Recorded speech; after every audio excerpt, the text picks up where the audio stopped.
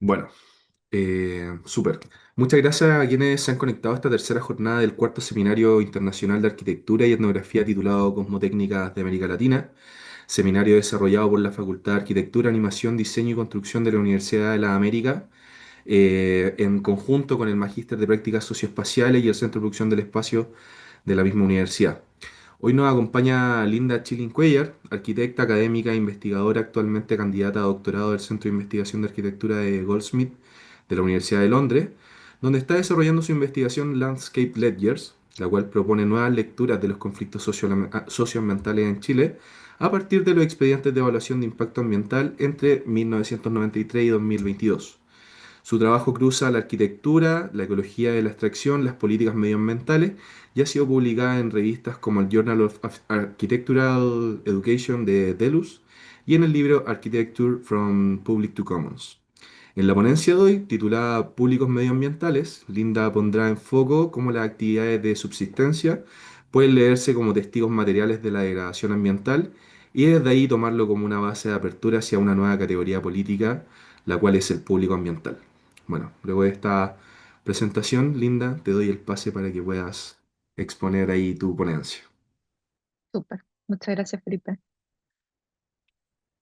Ok, la presentación que he preparado para este seminario se relaciona como investigación doctoral en el Center for Research Architecture. Es una investigación que estoy realizando bajo la supervisión de Susan Shupley y en ella abordo una condición específica, que son las posibilidades y las limitaciones de un protocolo ambiental, a saber, los estudios de impacto ambiental, y la posibilidad de un nuevo sujeto político, como mencionaba Felipe, que es el público medioambiental.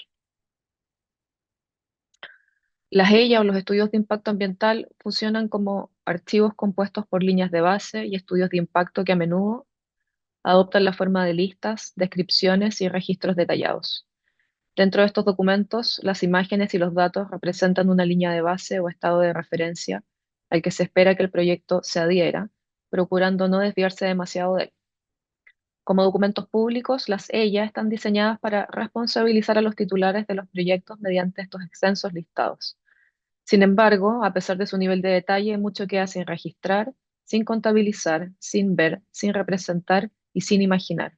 Estas ausencias, de alguna manera, ocultan daños relacionales por los cuales nadie rinde cuenta. Sin estos registros, los posibles impactos relacionales de industrias extractivas no ingresan en el campo de visión del Estado y por lo tanto permanecen sin ser abordados. Al examinar estos documentos, que son registros públicos, en particular aquellos correspondientes a las actividades de participación pública y los estudios de línea de base, se pone a prueba la naturaleza testimonial de este registro público que yo considero un archivo y que por ley se transforma en archivo 5 años después de haber sido eh, eh, enviado al Servicio de Evaluación de Impacto Ambiental, revelando que mucho se queda sin decir. Lo que ha permanecido no dicho puede ser revelado por quienes pueden ofrecer testimonios situados, emergiendo así como el público medioambiental, un grupo cuyo conocimiento resulta central para comprender estos impactos. Para explorar esto, la investigación desarrolla un caso de estudio que sirve para examinar cómo las comunidades involucradas en conflictos socioambientales gestionan los impactos de actividades extractivas y cómo pueden reformular su participación, no como sujetos de daño colateral, sino que como colectivos con un papel central en la elaboración de marcos epistemológicos que iluminen continuos procesos de degradación ambiental. El caso de estudio que desarrollo se centra en los impactos ambientales y sociales de la mina de cobre Los Pelambres, ubicada en el valle de Choapa, en Chile, en la región de Coquimbo. Los impactos de esta mina se extienden a lo largo de paisajes operativos que incluyen de este a oeste, como pueden ver en la imagen, el Rajo Abierto, la planta de procesamiento Chacay, los tranques de relieve Quillayes y el Mauro, y la zona de evapotranspiración en proximidades a las instalaciones de Puerto Chungo, en donde encontramos un gran almacén de concentrado de cobre y una planta desalinizadora en la bahía de Los Vilos, la imagen que pueden ver hacia la izquierda. En torno a estos sitios, la investigación entrega especial atención a los efectos sobre los medios de vida de las comunidades cercanas que practican actividades de subsistencia, reflejando una forma de violencia lenta experimentada a nivel global.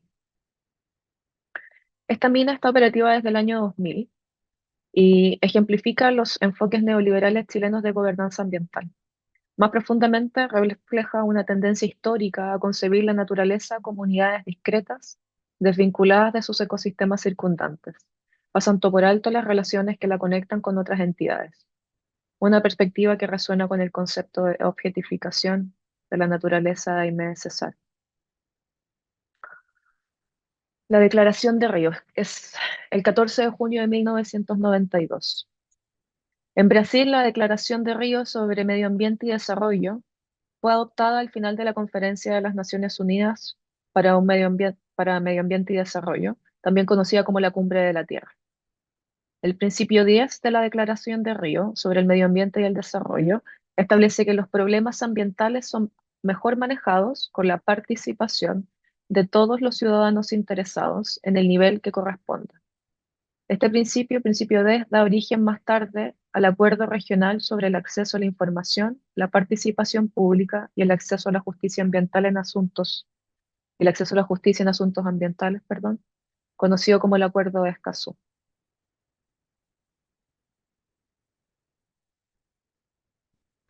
El Acuerdo de Escazú establece estándares regionales para los países de América Latina y el Caribe, promoviendo la cooperación sur-sur en favor del derecho a un medio ambiente sano, con especial atención a las personas y comunidades vulnerables. El acuerdo entró en vigor para todos los países firmantes en el 2021, pero si ustedes bien recuerdan, tras haber inicialmente impulsado la iniciativa, el gobierno chileno, orientado a la industria del expresidente Sebastián Piñera, decidió retirarse, al considerar que marcos regulatorios ambientales más estrictos iban a desincentivar la inversión. No fue sino hasta la administración de Gabriel Boric en 2023, un joven presidente que alcanzó la candidatura tras el estallido social de octubre del 2019, con una agenda social y ambiental, que Chile se convirtió en el signatario del acuerdo, en un signatario del Acuerdo de Escazú. Esta adhesión exigió que el país actualizara sus marcos legales nacionales para cumplir con los estándares establecidos por este acuerdo.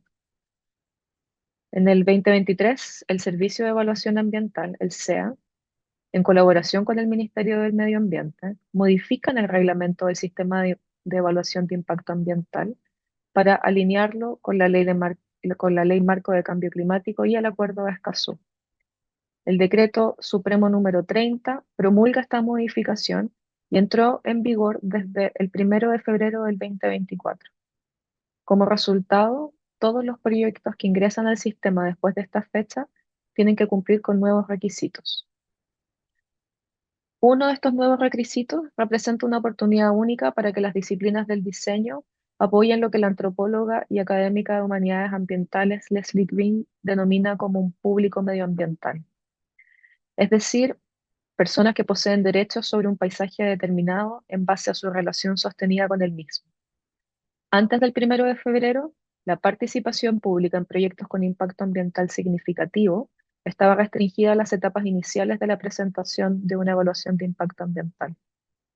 La participación ciudadana se limitaba además a un plazo de 60 días hábiles durante el cual la ciudadanía podía formular preguntas sobre el proyecto durante actividades presenciales o en línea. Tras la implementación del Decreto Supremo 30, los ciudadanos pueden participar ahora a lo largo del ciclo de vida de un proceso mediante el monitoreo participativo. Este nuevo marco temporal para la participación pública exige que los titulares de proyecto, en este caso como una empresa minera, incorporen a las comunidades afectadas en el seguimiento continuo a través de el intercambio de información, informes, recopilación de datos, capacitaciones, coordinación de visitas a terreno y otras actividades que permitan rastrear el desarrollo del proyecto en todas sus fases. Dada la larga duración de los proyectos que requieren un EIA y la necesidad permanente de monitoreo, las actividades de monitoreo participativo demandarán la participación de comunidades que practican agricultura, recolección de subsistencia en paisajes operativos donde tienen lugar las actividades extractivas. Comunidades como agricultores, crianceros y pescadores poseen un conocimiento territorial íntimo y pueden ser, en mi opinión, testigos de los impactos ambientales provocados, en este caso por la minería. Sus relatos sobre los cambios en la disponibilidad de peces o en los patrones de flujo de los ríos ofrecen una descripción del deterioro ambiental que amplía el alcance, tanto espacial como temporal, de los impactos actualmente registrados por ella. Las prácticas de subsistencia en lugares como el Valle del Choapa, una zona rica en cobre, se ven obligadas a enfrentar las presiones ambientales derivadas de las operaciones extractivas cercanas, y sus resultados proporcionan evidencia del cambio ambiental. En este sentido, prácticas como la pesca, la recolección y el pastoreo son potenciales mecanismos de monitoreo participativo bajo un nuevo mandato ambiental introducido por la firma de Chile al Acuerdo de Escazú. Aquí mi apuesta es que la arquitectura como disciplina preocupada por configurar el ámbito público puede desempeñar un valioso rol en facilitar la emergencia y el sostenimiento de un público medioambiental, compuesto por comunidades que practican actividades de subsistencia a través de espacios dedicados al monitoreo participativo, al mismo tiempo que ayuda a movilizar la resistencia frente a estos daños. Académicos de distintos campos han reconocido la importancia de la producción local de conocimiento ambiental. En la investigación de Cultures of Assembly o Culturas de Asamblea, el arquitecto Marcus Missen enfatiza la relevancia de espacios para la producción de conocimiento local, la construcción comunitaria y la toma de decisiones políticas integradas en el contexto de la transición ecológica. A su vez, la académica de los estudios de ciencia y tecnología, Norji Marré, sugiere un papel para el diseño de eventos y la arquitectura en la articulación de controversias públicas o la formación de problemas. En sitios de extracción, la formación de problemas o la delimitación de situaciones que adquieren relevancia es crítica, ya que la controversia ambiental genera la necesidad de participación democrática, y dicha participación puede tener lugar en espacios públicos.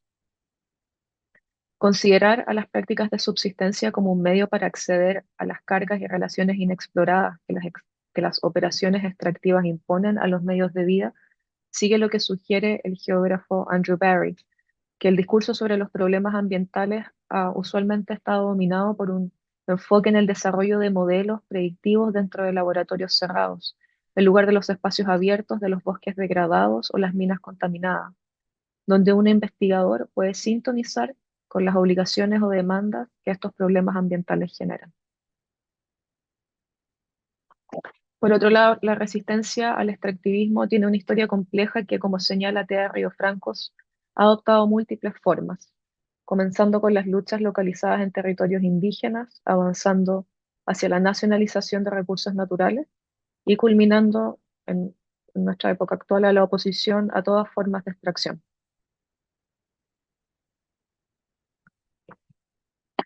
A través de esta presentación, reitero, sugiero que los diseñadores deben desempeñar un papel en la implementación de políticas públicas orientadas a incrementar la participación en asuntos ambientales, tal como lo permite el Acuerdo de Escazú. Aumentar esta participación puede ayudarnos a crear nuevas formas de resistencia que complementen, pero sean distintas de la larga tradición de organización contra las industrias extractivas en América Latina. La mina de cobre de Los Pelambres es una operación a gran escala propiedad de Antofagasta Minerals que comienza la extracción a principios de la década del 2000. La mina extra de cobre del clúster mineral Los Pelambres El Pachón, un recurso compartido con Argentina y ubicado, por supuesto, en las montañas de los Andes. Esta mina a cielo abierto es un vacío enorme, configurado mediante explosivos para extraer el mineral de la roca sólida. Las áreas operativas de Los Pelambres tienen acceso restringido y la ubicación remota de la mina hace que tanto los empleados como los residentes nunca vean directamente el rasgo abierto. En cambio, lo experimentan de manera indirecta.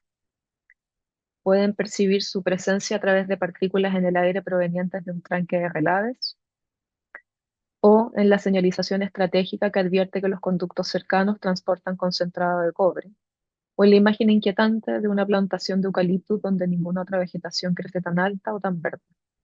Sin estas pistas, la mina permanece en gran medida invisible para el ojo no entrenado.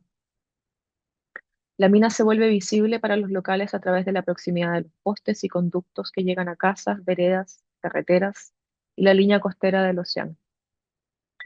En 4 sitios, a distintas altitudes a lo largo del transecto de los Andes hasta el Océano Pacífico, encontramos residuos mineros desde el conocido Escorial y los tranques de Relave hasta infraestructuras menos conocidas que gestionan desechos como la que mencionaba recién, una plantación de eucaliptos o una planta desalinizadora.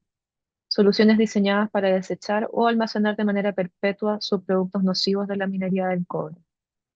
Para quienes quizás no están tan familiarizados con la extracción de cobre, cada vez más este tipo de instalaciones empiezan a desarrollar eh, plantas desalinizadoras para poder proveer de agua al proceso de chancado que ocurre cerca de las vetas. De este a oeste, comenzando en los Andes, montañas de escombros de roca volada se forman alrededor del Rajo Abierto, modificando la demarcación territorial imaginada entre Chile y Argentina.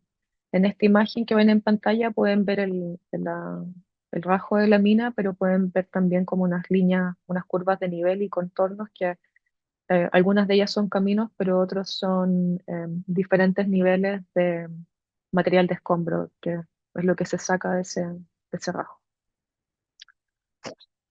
En el valle, un muro de tranque de relaves de 230 metros contiene toneladas de relaves, un subproducto pastoso del proceso de la movilidad y flotación que separa el cobre de la mena, liberando ocasionalmente partículas y depositando un velo delgado de polvo sobre techos y automóviles en la cercana localidad de Caimanes. Esto recuerda a todos, perdón, que la mina es responsable del polvo y esta es la misma mina que ha secado el valle y cuyo tranque amenaza la existencia del pueblo con cada terremoto que se siente en la zona. En la costa, junto a las instalaciones portuarias de Puerto Chungo, donde los buques transportan concentrado de cobre a refinerías en otros lugares, se encuentra una plantación de eucaliptus de 140 hectáreas. Esta plantación asiste en el proceso de extracción mediante la evapotranspiración a través de los árboles y sus hojas, de esta manera devolviendo agua del concentrado de cobre al medio ambiente. Esto en teoría es una solución basada en la naturaleza adaptada para desechar agua industrial, o como ustedes en algunos casos han escuchado, agua de riles. Las aguas de riles no está permitida devolverlas a cuerpos de agua naturales, y esta es una forma de deshacerse de ellas. Y finalmente vemos instalaciones como esta planta desalinizadora que invierte el ciclo del agua, ¿cierto? El agua en Chile va desde la cordillera al Océano Pacífico, pero ahora va del Océano Pacífico a la cordillera. Esta planta elimina la sal del agua de mar mediante osmosis inversa para abastecer a las operaciones mineras en la montaña con agua no continental, que es el eufemismo para no tener que decir agua desalada, agua no continental.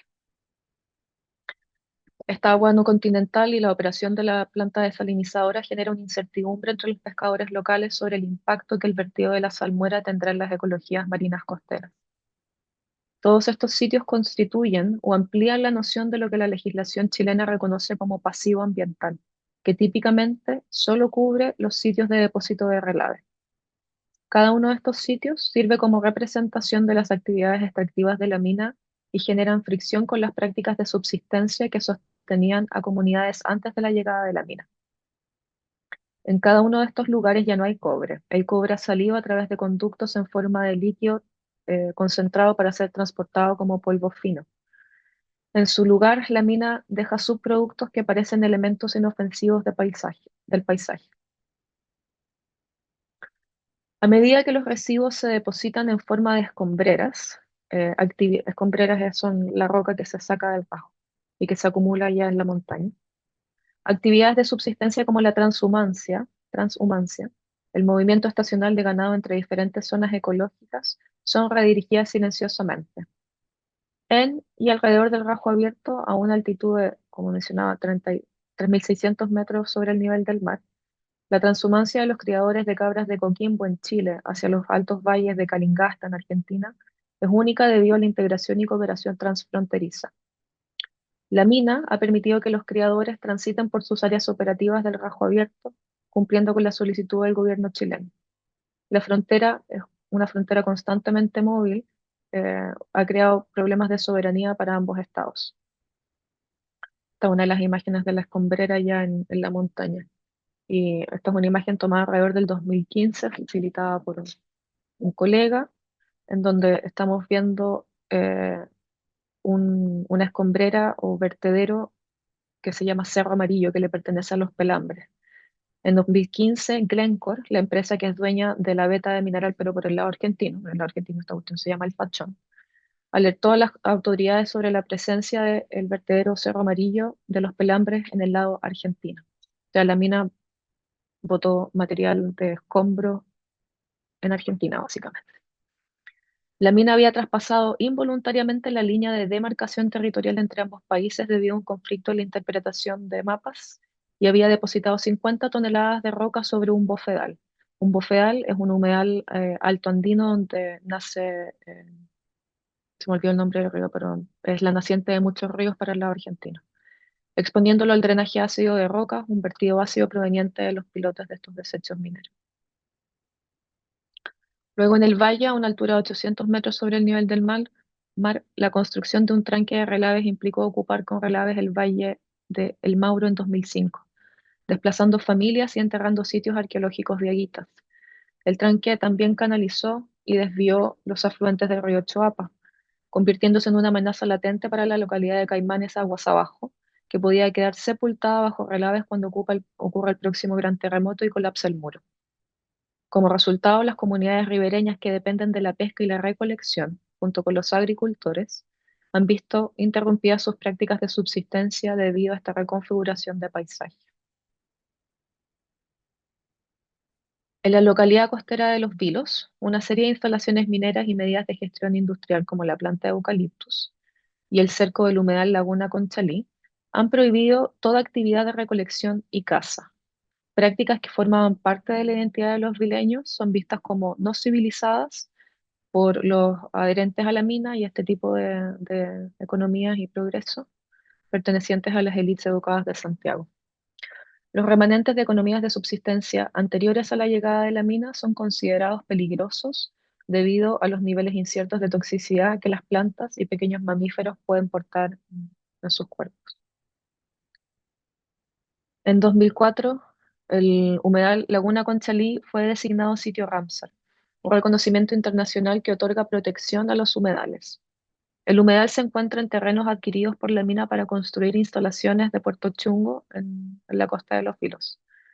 El objetivo declarado de la designación Ramsar, que posicionó a la empresa minera como administradora del humedal, fue ejercer control sobre prácticas de recolección que datan de décadas en una laguna costera con alta densidad poblacional que podría poner en riesgo un ecosistema frágil. Ese es el argumento de la empresa y por eso la designación de sitio Ramsar. Esta medida señaló que las prácticas locales de subsistencia y no el impacto de la mina a nivel de cuenca era la mayor amenaza para el humedal. Este esfuerzo de conservación alienó a la población local de su entorno, otorgando el derecho a hablar por la naturaleza a una empresa en lugar de a una comunidad local. En términos marxistas, las comunidades locales pueden verse alienadas de sus paisajes cuando pierden control sobre los recursos y sus prácticas de subsistencia. La minería y otras industrias transforman el territorio, impidiendo la interacción significativa con él, apropiándose de sus productos y fragmentando los lazos comunitarios, reproduciendo así una forma de alienación estructural similar a la que Marx describe respecto del trabajo industrial. Actualmente los habitantes, ahora convertidos visitantes, pueden ingresar al área del humedal mediante senderos o aprender sobre la historia del sitio visitando el Centro Andrónico Luksic Avaroa o el Centro Cala, un centro de la tipología que más me gusta, un centro de interpretación de paisaje junto a instalaciones de Puerto Chungo en la costa de los Vilos. Una edificación que observa la laguna con la misión de presentar, abro comillas, una actividad minera industrial que es responsable con la preservación ambiental y el desarrollo social. Cierro comillas. La prohibición de recolección y caza en el sitio Ramsar designado se extiende a la plantación de eucaliptus de 140 hectáreas, que es la que podemos ver en esta imagen, y que está justo al lado de un asentamiento informal, estratégicamente ubicado allí desde el 2021. Este asentamiento informal ha llevado a las autoridades de la mina a considerar la construcción de un muro alrededor del perímetro de la plantación para impedir que estos nuevos vecinos ingresen al área para recolectar leña, la cual utilizan para la calefacción y cocina debido a la falta de infraestructura formal de servicios básicos. Los eucaliptos absorben químicos transportados por el agua del concentrado de cobre utilizado para su riego, y la interacción entre los humos de la combustión de esta leña y estos químicos permanece sin ser investigada, evaluada para entender sus impactos, pero ciertamente no es una situación ideal. Uno utiliza la biomasa de un árbol para fijar a través de la bioacumulación cualquier tipo de sulfato que haya, que todavía esté presente en el agua de estos riles, y la idea es no liberarlos a través de la combustión. A pesar de estos riesgos, las prácticas de subsistencia continúan realizándose por individuos y colectivos en todo el valle, para quienes la promesa de prosperidad económica de la mina para la región, ya sea mediante empleos directos o compensaciones, nunca se materializó. Las economías de subsistencia han existido en estos paisajes antes y durante las operaciones mineras, y continuarán persistiendo en estos paisajes alterados después del cierre de la mina programado para el 2051. Estas son tuberías al lado de la plantación de eucalipto. Para estas complejas ecologías de extracción, hay que pensar en abordarlas más allá de los modelos tradicionales de estar a favor o en contra. Como exploran sociólogos como Sebastián Ureta y Patricio Flores en su libro Worlds of Green and Gray, practicar la extracción de manera diferente y avanzar más allá del extractivismo solo puede comenzar pensando solo puede comenzar pensando la extracción de otra forma, es decir, en algunos casos, las ecologías de extracción establecen relaciones virtuosas que ocurren a causa y no a pesar de la presencia de desechos mineros. El Valle del Choapa ha sido etiquetado como una zona de sacrificio, un lugar donde el derecho a un medio ambiente sano es secundario frente a la prerrogativa del Estado de privilegiar las actividades mineras. Esta situación posiciona a las comunidades locales en la primera línea del cambio antropogénico a escala geológica, generando inquietud sobre lo que podría suceder en caso de una falla en la infraestructura. Los habitantes actúan como testigos en el sentido tradicional y en un sentido ampliado. Sus prácticas se inscriben en lo que la investigadora y artista Susan Shukley describe como testigo material, término que para ella es un concepto operativo que considera el papel evidencial de la materia en el registro de eventos externos y en la revelación de las prácticas y procedimientos que permiten que dicha materia dé testimonio. Humanos y no humanos atestiguan cambios ambientales durante décadas y pueden testificar más allá de los informes rutinarios. En este contexto, las prácticas de subsistencia que comparten el mismo espacio que las actividades de la mina poseen un potencial de testimonio y registro, demostrando su capacidad de ser reconocidas como prácticas de monitoreo participativo.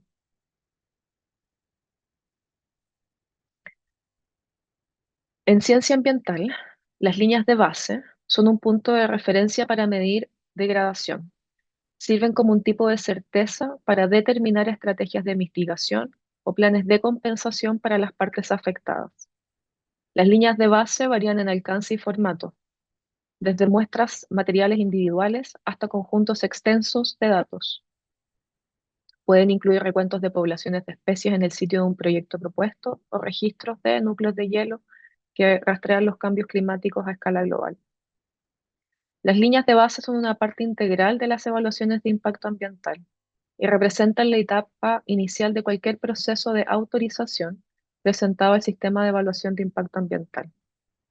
En Chile, el Estado delega la producción de este conocimiento ambiental a consultoras privadas encargadas de desarrollar estas líneas de base. Desde la dictadura de Pinochet, el Estado dejó de invertir en el conocimiento sobre su propio territorio, transfiriendo esa responsabilidad a mercados privados del conocimiento, lo que refleja la creencia predominante en la economía chilena, market knows best, el mercado sabe mejor, el mercado lo sabe mejor. Eh, Javiera Barandiarán ha escrito un extenso sobre esto en Lo que el Estado neoliberal no sabe. Ahora, dado que las consultoras privadas elaboran estas líneas de base, los datos son de propiedad privada, inaccesibles para las comunidades, a menos que el titular de un proyecto presente un ella al SEIA, ¿cierto? Lo que imposibilita la idea de imaginar la agregación de líneas de base y menos el tener líneas de base pública y compartida. Las líneas de base Mi crítica y la crítica de académicos como Sebastián Ureta es que no consideran el daño relacional, vale decir, el perjuicio infligido a las conexiones entre entidades afectadas por las operaciones diarias de la mina, y el estrés ambiental causado por las medidas de mitigación aprobadas por la empresa y los organismos regulatorios estatales. Por ejemplo, reubicar o reemplazar especies arbóreas en el Valle del Mauro afecta a los polinizadores y bacterias del suelo. La pluma submarina de salmuera de la planta desalinizadora impacta a las larvas transportadas por las corrientes de surgencia del Océano Pacífico frente a la costa de Los Vilos. Y los sulfatos acumulados en los 140 hectáreas de la plantación de eucalipto representan peligro, eh, representan un peligro para quienes recolectan y queman esta madera para calefacción o para cocina.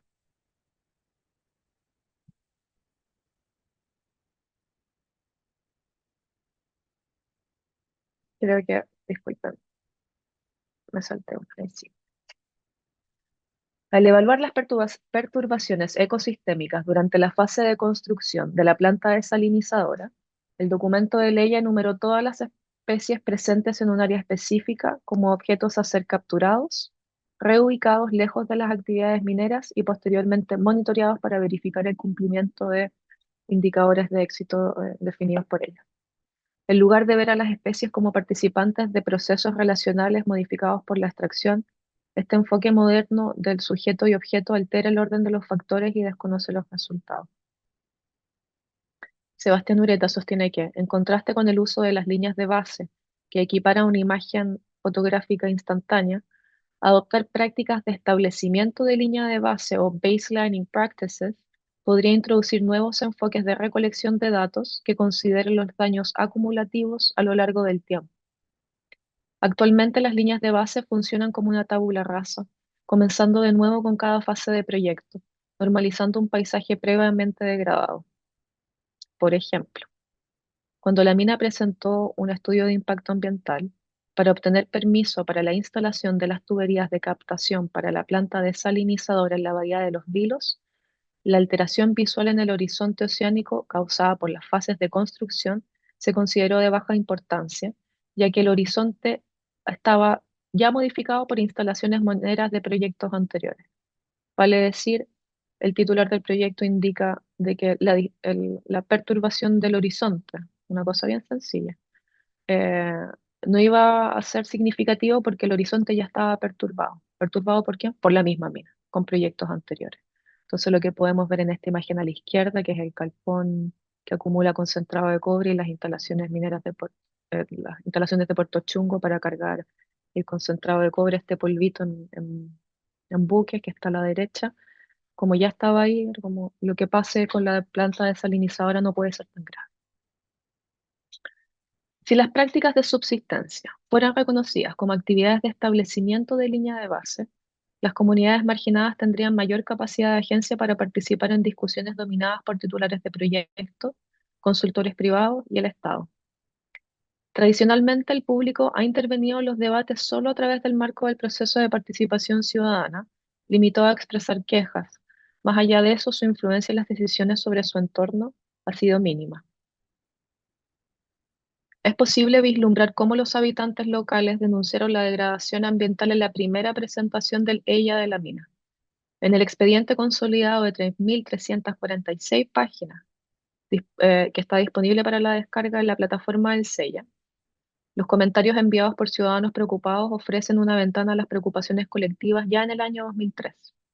En formularios manuscritos de una página, personas del municipio de Canela informan sobre aguas turbias inusuales sin presencia de lluvias intensas ni deshielo, motivo por el cual el agua no debería venir turbia, así como la disminución de camarones y pejerreyes en el río Choapa, desde que la mina inició sus operaciones en el año 2000, incluso iniciando con la prospección de suelos y las fases de construcción de instalaciones industriales como el tranque de Relaves del Mauro. En uno de los comentarios, como se muestra en la imagen, el entonces presidente de la Asociación de Recolectores del Litoral y del Río Choapa expresa su frustración general al haber observado estos cambios que afectan sus medios de vida y el sentirse ignorados, ya que no tenían acceso a contratar consultores que pudieran realizar estudios para validar sus denuncias, el único marco epistemológico reconocido por el Estado. ¿Podrían las prácticas de subsistencia de pescadores y otros actores locales ser una vía de acceso a la evidencia material de daños aún no reconocidos? Comprender el impacto de las actividades extractivas implica buscar el daño relacional y mantener una atención sostenida para aprender a formular preguntas sobre relaciones aún no exploradas. Por ello, parece esencial volver la mirada hacia las prácticas de registro, como las actividades de subsistencia, que encarnan generaciones de experiencia viviendo con y desde estos paisajes. La Federación de Pescadores y Mariscadores de Los Vilos opera un pequeño criadero que da apoyo a 12 comunidades dedicadas a la extracción de mariscos en la zona, supervisando 21 áreas de manejo y explotación de recursos bentónicos. El criadero se mantiene junto a un archivo de mamíferos y peces marinos locales disecados, destinado a fines educativos para inspirar a las juventudes a que podrían quizás seguir la misma línea de trabajo. Los impactos de las actividades mineras en las ecologías marinas locales pueden observarse en las fluctuaciones del número de larvas necesarias en cada una de estas áreas de manejo. Los registros que mantienen el criadero pueden leerse en paralelo con con estudios de impacto ambiental de las distintas fases de proyecto minero, conformando un ensamblaje de fuentes diversas que busca comprender este daño relacional. Estas prácticas constituyen un archivo no oficial del cambio. Su distribución espacial y materialidad permiten monitorear el ambiente ante contaminaciones, eh, episodios de contaminación tan sutiles y elusivos como los flujos de contaminación atmosférica a lo largo del tiempo y el espacio. Estas prácticas involucran un contacto directo con la materia que percibe los efectos adversos de las actividades extractivas y no cesan cuando una empresa presenta un EIA ni cuando el Estado carece de personal que viaje desde Santiago a las zonas remotas para realizar inspecciones de rutina. Una dificultad que aprendí a propósito de revisores del Servicio de Evaluación Ambiental, que no hay suficiente staff para visitar eh, zonas tan remotas y hacer un seguimiento periódico. Este compromiso cotidiano y situado abre la posibilidad de componer líneas de base colectivas, con distintos grados de resolución según quien participe en la recolección de datos, ya sea mediante remote sensing o teledetección, fotografías aéreas o registros de criaderos que evidencien la disminución de poblaciones de peces en las bahías locales. Sugerir que las personas que cultivan, pastorean o pescan cerca de la mina participen de instancias de monitoreo participativo implica imaginarlas con un lugar en la mesa donde sus prácticas tengan el mismo peso que las del Estado o las empresas privadas al abordar problemas ambientales. Estos grupos tienen el potencial de definir cuestiones que ni el Estado ni las compañías poseen la capacidad o el incentivo para reconocer, un público que podría emerger a través del diseño de espacios dedicados para tal monitoreo. El término público medioambiental o el environmental public fue acuñado por la académica de humanidades ambientales Leslie Green para identificar a una identidad social distinta de la del actor interesado o el stakeholder, la cual agrupa diferentes colectivos unidos por preocupaciones ambientales, pero pasa por alto las diferencias en capital social que otorga a algunos interesados, actores interesados, una plataforma más sólida para que sus demandas sean escuchadas. El trabajo de campo de Leslie Green está situado en Sudáfrica, donde el gobierno negó a las comunidades rastafaris el acceso a reservas naturales, pero otorga ese acceso a otros grupos considerados más calificados en gestión ambiental y en ciencias de la conservación, reafirmando una autoridad influenciada racialmente dentro de los espacios públicos. A través de esta investigación, Green define esta nueva categoría política como aquellas personas que poseen derechos sobre un paisaje determinado en virtud de su sostenido compromiso con él. A su vez, la investigadora postcolonial y de humanidades ambientales Sheila Sheikh amplía la definición de público medioambiental para incluir a actores humanos como no humanos en la configuración de lo público. En la definición de Sheikh, el público ambiental actúa como testigo de un proceso continuo que implica registro, el simultáneo registro de experiencias y representación de la degradación ambiental. Un proceso que ha supuesto la subyugación de ciertos sujetos. Reuniendo estas perspectivas, tanto la de Green como la de Sheikh, propongo considerar un público medioambiental como los participantes humanos y no humanos en una controversia ambiental que actúan como testigos y contribuyen a través de sus prácticas de establecimiento de línea de base a la comprensión y definición del daño relacional. Ampliar esta definición, la de público medioambiental, nos permite elevar las prácticas de subsistencia y considerar los puntos de observación desde los cuales presenciar el daño relacional causado por, en este caso, la minería.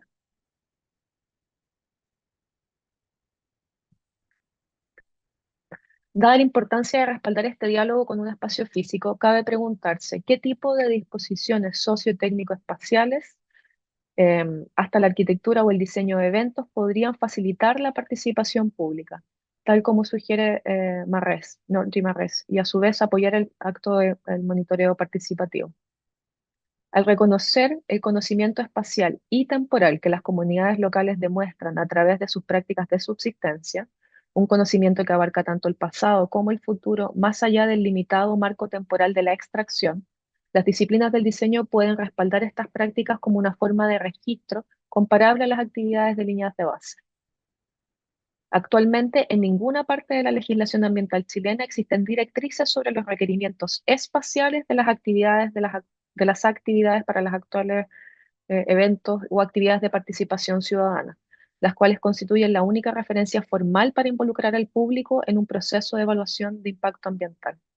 Estas reuniones obligatorias, organizadas por titulares de proyecto, suelen realizarse en foros improvisados dentro de espacios públicos, como pueden ver en la fotografía, el lado de una plaza, el gimnasio municipal o edificios públicos. Dichos encuentros se organizan especialmente como una feria científica o un puesto de recolección de firmas. Su disposición precaria dificulta la formación de desafío público o colectivo frente a la narrativa oficial de una empresa.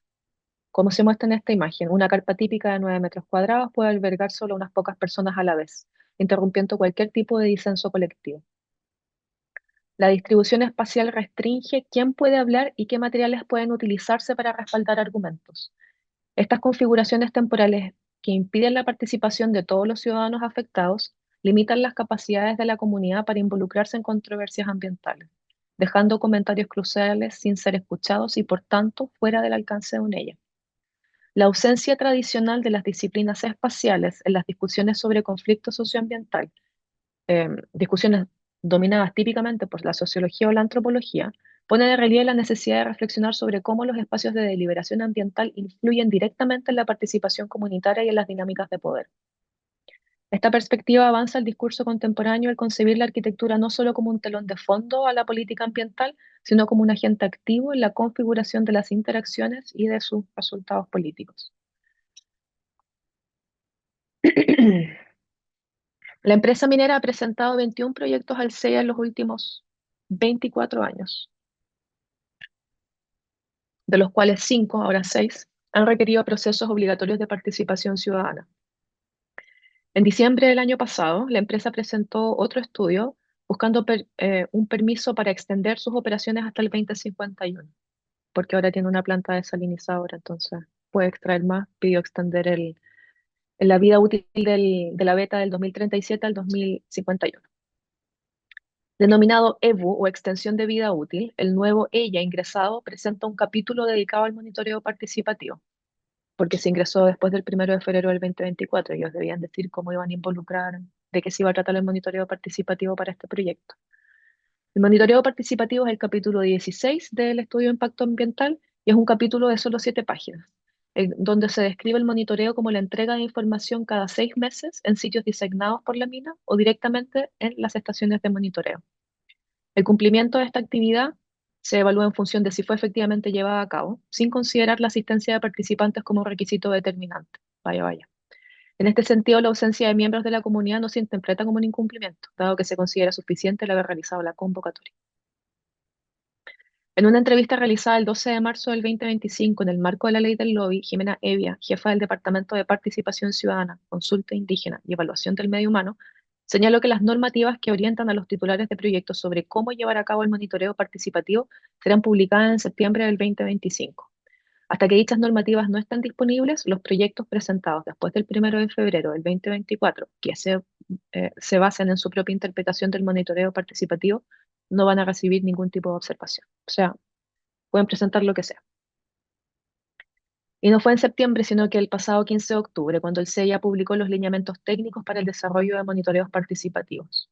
los cuales lamentablemente reducen este espacio de participación a una actividad a ser suscrita por titulares de proyecto de manera voluntaria.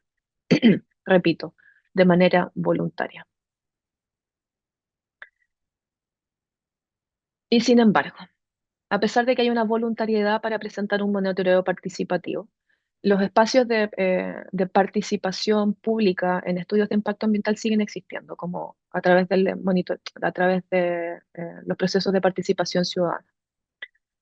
Insisto, existe una oportunidad para replantear estos eventos de cara al público como un espacio para una imaginación civil, término que Ariela Azoulay define en contraste con la imaginación política, un concepto bien predominante, como el interés que los ciudadanos manifiestan en sí mismos, en los demás, en sus formas compartidas de coexistencia, así como en el mundo que crean y cuidan. El concepto de imaginación civil, a diferencia de imaginación política, se caracteriza como un esfuerzo orientado a suspender la perspectiva del soberano, de modo que el cuerpo político de la población gobernada pueda participar en su configuración y ser reconocido como tal.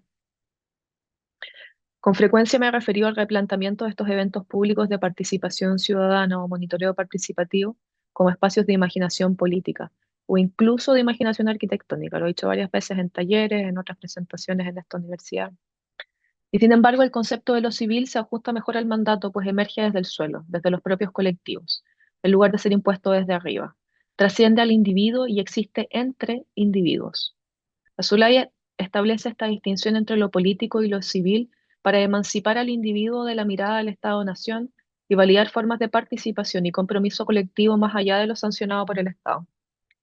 Y aunque el origen de esta distinción se sitúa en el contexto de los abusos del Estado israelí contra el pueblo palestino, considero que esta forma de autorreconocimiento también puede aplicarse a los habitantes del Valle del Choapa, quienes deben decidir qué identidad política habitar, es decir, si identificarse o no como pueblos indígenas, como los changos y aguitas, y al hacerlo quedar sujetos a un conjunto de diferentes normas y compensaciones que con frecuencia dividen a las comunidades en lugar de cumplir los objetivos reparativos que dicho reconocimiento pretende alcanzar. Se trata de una imaginación que transforma el alcance y expande los límites de lo que constituye la participación ciudadana y que explora de manera ambiciosa las posibles formas y prácticas estéticas que podría asumir el lamentablemente voluntario monitoreo participativo. Estos replanteamientos de las actividades públicas no solo buscan resistir las actitudes indiferentes del titular del proyecto, quien suele limitarse a marcar estos eventos como un requisito más sin reconocer su potencial para visibilizar y delimitar los impactos de sus acciones sobre las comunidades, impactos para los cuales en muchos casos no existe literatura académica revisada por pares, sino también posicionar estos eventos como espacios de producción de un conocimiento otro. Abordar este otro, en el sentido desarrollado por Arturo Escobar, es decir, cómo la creación de mundos arraigados en la relacionalidad que desafían las narrativas dominantes de las consultoras ambientales encargadas de elaborar los estudios de impacto ambiental puede dar paso a formas más inclusivas y participativas de creación de conocimiento basados en un conocimiento situado. Y creo que con eso debería ponerle fin a la presentación porque me estoy excediendo, ¿cierto, Felipe? Igual Traté de tenemos no ir muy total rápido. libertad en verdad para poder continuar si es que quieres. Así Toda que la en tarde verdad, entonces. Continuemos eso. hasta las 8 de la noche. No, no participa Leo Capeto a las 3:30.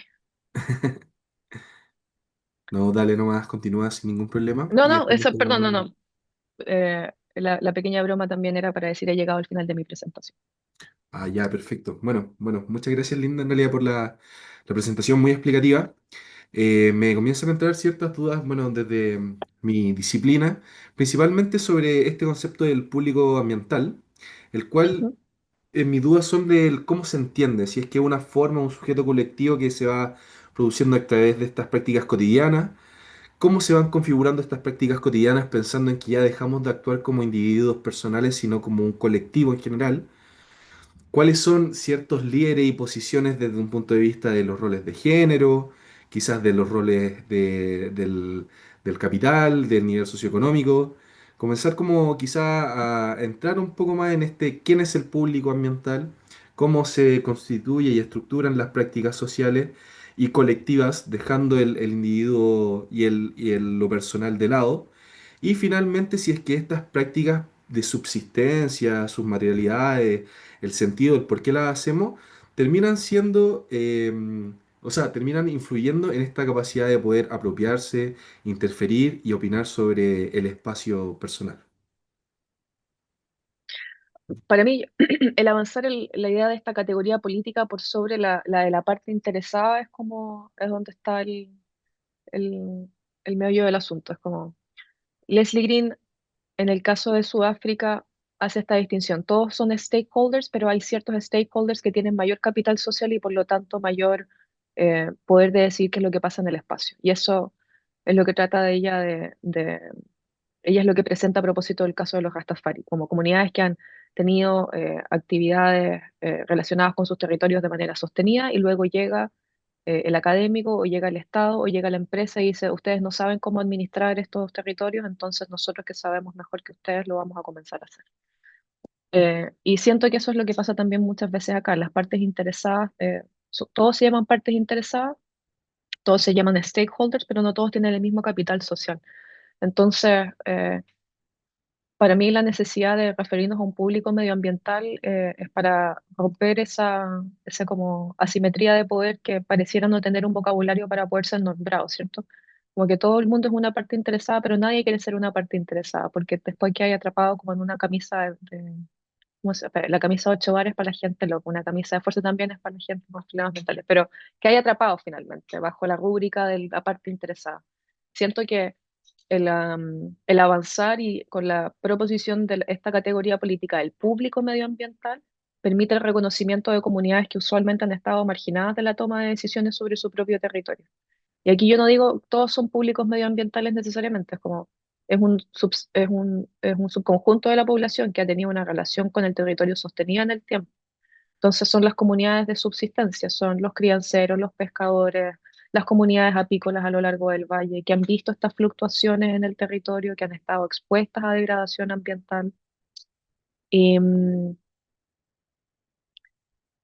respecto del asunto de género, yo tuve conversaciones más cercanas con la Federación de Pescadores y Mariscadores y lamentablemente esa sí no, en términos de género estaba más conducida por hombres y no tuve la posibilidad de trabajar de una manera tan extensa como, o sea, no sé si extensa, pero tan cercana y de varias discusiones como sí la tuve con comunidades de subsistencia como la de como la Federación de Pescadores y Mariscadores de Los Filos. Reconozco sí que efectivamente hay un riff, hay una distancia y hay roles de género que toman diferentes posiciones en comunidades de subsistencia, que claro, tiene que entrar en la discusión. Pero primero, para mí lo más importante es que estas comunidades de subsistencia se reconozcan como un otro, con otro tipo de derecho, que no tiene que ver con ponte tú, el mismo tipo de derechos que la Municipalidad de Salamanca o la minera Los Pelambres. Donde tuve el caso que presentaba el sitio Ramsar, del humedal. El humedal, antes de la llegada de la mina, era parte del paisaje, era como ir a la playa. La gente me decía que la gente iba a nadar al espejo de agua, a nadar. Pero nadie se imagina nadando en un humedal, porque el humedal es una cosa de conservación que está para mirar, pero no para tocarse.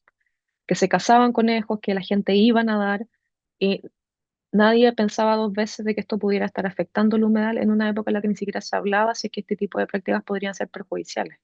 Ahora bajo la tutela de la mina, que fuerza la denominación de sitio Ramsar para poder cercarla y de esa manera evitar que los vileños sigan teniendo ese tipo de prácticas o conductas y también de que tengan esa cercanía. Eh, quien habla por el humedal es la mina y deja de ser la comunidad. Entonces, es allí, ponte tú, donde yo creo que el concepto del público medioambiental podría ayudar a movilizar em, instancias de resistencia y también de advocacía para estar del lado de las comunidades que han tenido una relación sostenida en el tiempo con estos paisajes. Es ahí, es la relación sostenida en el tiempo. El público medioambiental no es el que llegó ayer o que viene en representación de la mina, es el que viene en representación de las comunidades de subsistencia. Muchas de ellas, tú lo puedes ver, cuando uno realiza comentarios durante procesos de participación ciudadana, uno lo puede realizar como persona natural o como personalidad jurídica. Muchas de las personalidades jurídicas son colectivos de subsistencia. Son ¿cómo se llaman? recolectores de borde de río, los mariscadores de la bahía de los Vilos, crianceros de no sé dónde, como esas son las personalidades jurídicas que interpelan a un titular de proyecto como los pelamos. Y los comentarios que tienen que ver con, por ejemplo, el asunto del deshielo. ¿Por qué el agua viene turbia si no ha nevado y no ha habido deshielo? ¿Qué es lo que está agitando al agua? ¿Qué es lo que está agitando el cuerpo de agua aguas arriba? Como ellos están muy sintonizados con los cambios medioambientales y tú puedes rastrear esa sintonía con su territorio a través de los comentarios que estas personalidades jurídicas han ido depositando en, los procesos de participación ciudadana, que son parte del registro del estudio de impacto ambiental y que están ahí como para descargarse. Como, es lo que más me llama la atención. O sea, no todos los registros públicos son archivos, pero en este caso, luego de 5 años, todos los destacamentos públicos tienen que enviar los registros públicos al Archivo Nacional y muchos de esos comentarios son casi como un viaje a través del tiempo. Como si tú no tienes un documental que te muestre cómo estaba el Valle del Choapa a inicios del 2000 o qué tipo de cambios han experimentado estas comunidades, no vayas más lejos y lee los comentarios que las personas fueron depositando en cada uno de estos estudios de impacto ambiental. Entonces, el insistir en este concepto es para abrir a través del lenguaje una nueva posibilidad de que estas comunidades no sean solo comunidades que han estado marginadas, sino que son comunidades que pueden ser em, em, esenciales y actores principales para poder articular lo que significan estas controversias ambientales. Vale decir, ellos son los titulares que pueden decir esto es lo que está pasando, porque lo hemos estado experimentando por décadas, porque nuestra captura lo ha estado experimentando, porque las cabras que movemos de un lado al otro de los Andes han ido cambiando. O sea, esto se puede ver en la cantidad de especies bentónicas en la bahía de los Vilos.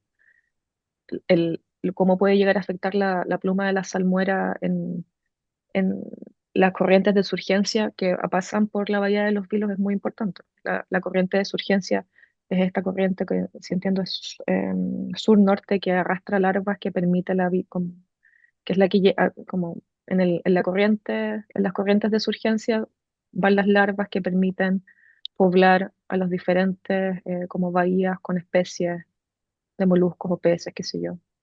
Y en el momento en que pones una planta desalinizadora o que llenas del norte de plantas desalinizadoras, no hay estudios que te digan cómo esto puede estar afectando a las corrientes de surgencia. Porque no está reconocido como un impacto tampoco. La salmuera es simplemente agua con sal. Si la diluyes en el océano, no le importa a nadie. Pero no. O sea, la academia dice que se necesita hacerle un seguimiento a esto. Pero seguimiento significa compromiso político, significa financiamiento, Mm. significan agendas de investigación.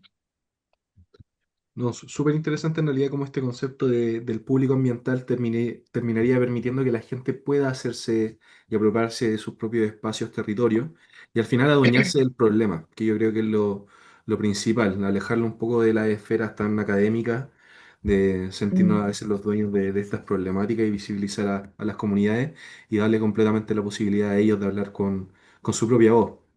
mm, Yo creo que tu trabajo combina mucho este tema como de el archivo técnico muy duro de los informes de impacto ambiental, pero también con una mirada muy cerca a la etnografía y al acompañamiento de estas comunidades. ujú. ¿Cómo fue dialogando esta tensión entre el dato y la praxis durante la investigación? ¿Te diste cuenta que este sujeto ambiental es de extrema urgencia pensando en que en realidad estas voces no estaban en ningún documento o archivo técnico, por así decir, hablando de estas cositas que no estuviste mencionando en relación a la voluntariedad, que de repente existían Mm, asambleas y consejos en los cuales no tenían que ni siquiera estar parte para mm, poder oficializarse? Un poco mm. como ir relacionando las prácticas, el concepto, el dato y la praxis en general y cómo van existiendo estas tensiones. Am, yo comienzo a investigar sobre la mina por mutuo propio y después porque lo traigo como tema a talleres de arquitectura e investigación o a talleres de diseño urbano y a través de diferentes financiamientos había posibilidad de hacer trabajo de campo y eso fue lo que hice entre el 2020 y el 2023. Em, Fue yo creo que desde que comencé, perdón, y desde el 2020 al 2023 el trabajo de campo consistía en harto manejar y visitar estas zonas operacionales de la mina tratar de acercarnos al tranque de relave lo más posible y conversar con la gente. Sentarnos a conversar con la mesera de la costanera que te contaba cómo la economía ha ido cambiando y que mucha de la gente que ocupaba los pubs y restaurantes los fines de semana son subcontratos. Entender cómo el precio de la vivienda fue subiendo hasta el punto en donde los arriendos son tan altos que aparece esta población informal al lado de la zona de evapotranspiración, porque nuevamente los subcontratos de la mina han hecho que los precios de los arriendos suban porque tienen las lucas para poder pagarlo. Entonces, es un trabajo, claro, como etnográfico bien también informal, o sea, nunca voy a reclamar poder operar bien con las herramientas de otra disciplina necesariamente, y en este caso las de la antropología no eran la mía, pero vamos a conversar, vamos a dibujar, preguntamos por fotografías, con quién podemos ir a hablar para que nos cuente cosas, y ahí era ir a sentarse a conversar con gente todo el rato. Imagínate la informalidad con la que te digo, sentarse a conversar con gente. Em, y después cuando llego a hacer el doctorado acá, no hay trabajo de campo, ¿cierto? Estoy a 12 horas en avión. El trabajo de campo se volvió mucho más complejo, pero sabía perfectamente a dónde seguir buscando relatos sobre estos cambios que han ido sucediendo. Y ese cambio son los comentarios que se envían a través de las actividades de participación ciudadana. El estudio de impacto ambiental tiene dos cuerpos principales, que es como los estudios y está el proceso de participación ciudadana. Todo esto está archivado en la misma plataforma. Tú accedías a un proyecto y hay dos tabs, expediente, participación. Y en participación está todo. A mí me parece increíble, me encanta esta diligencia del Estado chileno, que hay ciertas cosas burocráticas para las cuales ¿cómo se llama esta cosa? Ah, la permisología, no nada que ver, pero esta diligencia en tener todo en línea me parece genial y es de un nivel de transparencia efectivamente espectacular. Entonces tú podés ver todos los estudios de impacto ambiental y leer, y sentarte a leer. Un ejercicio muy bonito fue sentarme a leer todas las observaciones del proyecto de adaptación operacional. Y podéis empezar a leer a través de estos comentarios la frustración que la gente tiene, las demandas que piden de trabajo. ¿Cuántas eran? Eran como 200 observaciones. Es un ejercicio un poquito pesado, tienes que estar como 2 días leyendo, leyendo, leyendo. Creando categorías como para poder agrupar ciertas observaciones bajo la categoría de tanto, que sí. Pero podéis entender cuál era el espíritu o como el malestar que sentían estas comunidades. Y lo que más me gustaba a mí era abrirlas de personalidad jurídica, porque esas usualmente eran federaciones, colectivos de subsistencia. Entonces, claro, mi trabajo con técnicas como etnográficas y de trabajo de campo, al inicio fue mucho trabajo de campo, pero después es trabajo full de registro público, que tengo que aprender. O sea, hace poco he hecho el esfuerzo de hacer esta distinción. Estos son registros públicos, no son archivos. Se transforman en archivos después. Se transforman en archivos después de 5 años, cuando tienen que ser archivados en el Archivo Nacional. Hay algunas de estas cosas que, por ejemplo, al inicio del 94, 93, 94 estaban en papel y que no fueron digitalizadas y que cuyas copias en papel como físicas están en el archivo, pero muchas de estas otras cosas existen simplemente como archivos digitales. Son KMZ, shapefiles, spreadsheets, documentos de texto, y de esa forma se va archivando este conocimiento ambiental, que es lo que me parece interesante porque ahí es donde son más complejos, cuando es simplemente un registro público, se transforma en un archivo de ciencia. Cuando el Estado deja de invertir en la creación de conocimiento de sus propios territorios, aquel conocimiento que levantan las consultoras a petición de un titular de proyecto y que queda archivado en un estudio de impacto ambiental, es un registro de las transformaciones territoriales y del estado de nuestro capital natural. Entonces, donde Lorraine Dalston habla del archivo en las ciencias, como la primera naturaleza del archivo es esta como la captura de la naturaleza de una forma medible. Y en la segunda, la tercera iteración de la naturaleza o del archivo de la ciencia es cuando decidimos de qué forma se archivan y se vuelven legibles para generaciones futuras. Las líneas de base presentes en estudios de impacto ambiental en este momento es la forma en la que el Estado chileno dice que la naturaleza o su patrimonio natural va a ser legible para las generaciones futuras, porque es allí en donde está la mayor. O sea, los estudios de impacto ambiental se materializan en el momento en que hay una transformación territorial gigante. Si no hubiera transformación territorial monumental, tú no presentáis un estudio de impacto ambiental. Entonces ya desde el origen vienen con esta carga como simbólica y de poder ser proxy para leer transformaciones territoriales monumentales. Perfecto, súper. Oye, yo creo que en la conversación queda muy claro como la conformación de este sujeto público ambiental desde un punto de vista bien socioespacial, bien de las prácticas del subsistir, de las materialidades vulnerables, de los sentidos y el significado un poco en el querer vivir mejor. Pero desde un punto de vista del diseño y la arquitectura, ¿cómo se materializa finalmente este público ambiental? ¿Cómo se desarrolla el concepto y este colectivo, este pensar, estas competencias? Por ahí ir quizás desarrollando un poquito. Am, Esto es algo que solo he podido explorar en talleres y también a propósito de la idea de espacios de deliberación ambiental con la Comisión del Pabellón de Chile en Venecia. El trabajo que presentamos allá con Serena y con Nicolás, con Serena Ambrosio y Nicolás Díaz, co-curadores del pabellón, es una instancia, es un espacio a propósito bajo el pretexto del pabellón de Chile, pensamos en configurar esta mesa larga para la discusión de temas ambientales. Este ponte tú podría ser un primer estadio de diseño, pero que me gustaría mucho explorar, pero para esto hay una serie de postulaciones de financiamiento, qué sé yo. Es trabajar con una comunidad de subsistencia, es trabajar con los crianceros y poder entender qué disposiciones espaciales podrían permitir el seguimiento de los cambios que ellos han estado observando. Te lo puedo decir simplemente así de manera súper gruesa, porque hasta que no suceda ese ejercicio de diseño, uno simplemente queda en lo que, oh, podría ser así, podría ser así. Pero creo profundamente en la necesidad de involucrar a arquitectos y diseñadores en las actividades de participación ciudadana.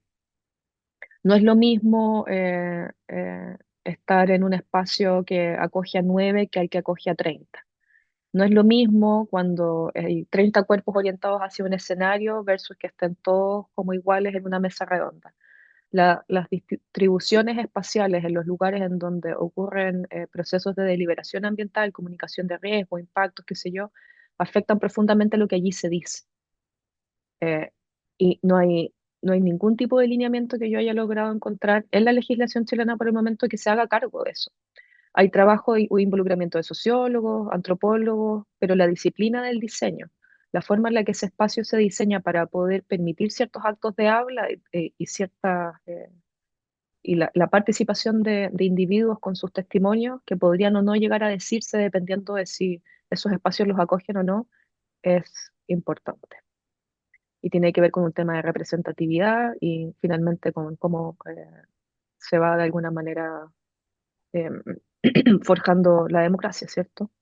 Aquí es ese dictum, o sea, el público le pertenece a un espacio como el espacio le pertenece a un público. No hay un público sin un espacio. Por eso soy bien reticente, a pesar de lo que está pasando en Nepal, de depositarle una absoluta confianza a las redes sociales o a las plataformas online como el lugar para la deliberación pública. Porque basta que corten un data center, que se corte un cable submarino, es como es tan frágil el asunto de la nube como espacio para la deliberación política que creo firmemente en que tenemos que trabajar como diseñadores en la reflexión de cómo son estos espacios para la deliberación ambiental, que en ningún caso pueden ser reemplazados por espacios digitales. Perfecto. Bueno, yo creo que ya con estos desafíos y estas reflexiones finales en torno a lo que se tiene que materializar desde un punto de vista del diseño y la arquitectura, más el acompañamiento de todas estas prácticas socioespaciales que se dan ya en los espacios que permiten darle la voz a los territorios y a la gente precarizada justamente en sus territorios. Yo creo que damos final y cierre a este conversatorio. Muchas gracias, Linda, Dale. por el tiempo, por la información, por todo. En realidad fue una clase bien magistral sobre los espacios medioambientales, sobre el público ambiental. Así que con eso finalizamos la charla y agradecer a todos los participantes y asistentes de esta tercera jornada del seminario de cosmovisión de América Latina. Así que eso, muchas gracias, Gracias, que Felipe. estén bien y muy buen día. Chao. Éxito ahí a Leo más tarde. Chao, chao.